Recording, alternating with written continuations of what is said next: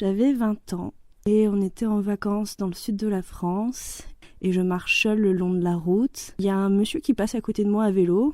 Il dit cette phrase, il dit « Jolie comme vous êtes, à marcher sur le bord de la route, vous allez vous faire enlever ».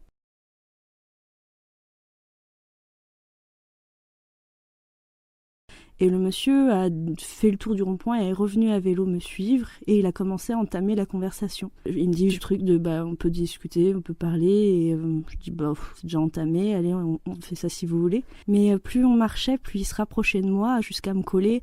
À un moment il me dit viens on s'installe dans l'herbe. Je fais non, je continue, j'essaie de marcher de plus en plus vite. Et en fait il y a un moment où j'arrive à un muret pour gagner la plage. Je pars et ça il l'avait pas prévu. Et là, il m'attrape et il m'attrape et il me serre contre lui, il essaye de m'embrasser. Donc, je comprends pas ce qui se passe, je tourne la tête pour éviter ça au moins. Mais il m'embrasse dans la nuque, il m'embrasse sur l'oreille et il respire super fort.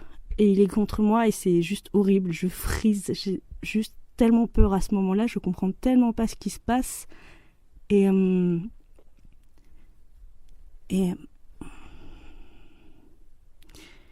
je sais plus ce qu'il me dit, mais ça me fait peur. Moi, j'ai juste l'impression que je vais mourir, qu'il va me tuer en fait. Enfin, il a pas de couteau, il a rien, mais je sens le danger vraiment imminent et j'arrive pas à me débattre, j'arrive pas à crier. Je lui dis vous me faites peur, lâchez-moi, mais je sais même pas s'il m'entend parce qu'il continue et ma voix a l'air tellement ténue. Et je regarde autour de moi et là sur le parking, l'endroit où je voulais aller, il y avait une voiture et il y a un monsieur avec sa famille qui est en train d'embarquer dans la voiture.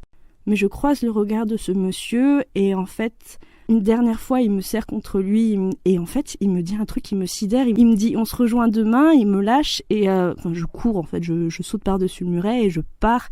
Je comprends pas ce qui s'est passé, j'essaye de frotter dans ma tête comme une éponge, j'essaye d'effacer ce qui vient de se passer, je me sens tellement sale et j'ai juste une idée, je veux courir jusqu'à la place parce que je me dis une fois sur le sable, il pourra vraiment pas me suivre à vélo.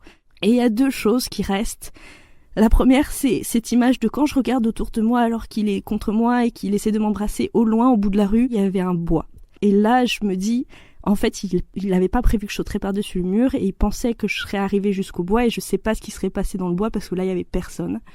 Et la deuxième chose qui m'a hantée pendant longtemps, c'est de dire, normalement, j'aurais dû crier, j'aurais dû me débattre, j'aurais dû le baffer, j'aurais dû lâcher moi, comme ça se passe dans les films. Et j'ai rien fait, je pouvais rien faire, j'avais juste trop peur. Juste un jour, je passe devant la télé et là je vois ce reportage.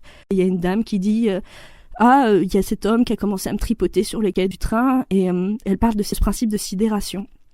Et je connaissais pas du tout, j'en avais jamais entendu parler. Ça m'a libérée parce qu'elle parlait de ce fait que justement les victimes, quand elles sont agressées, elles sont tellement sidérées par ce qui se passe, c'est tellement improbable qu'elles frisent et elles peuvent pas se débattre et que c'est naturel.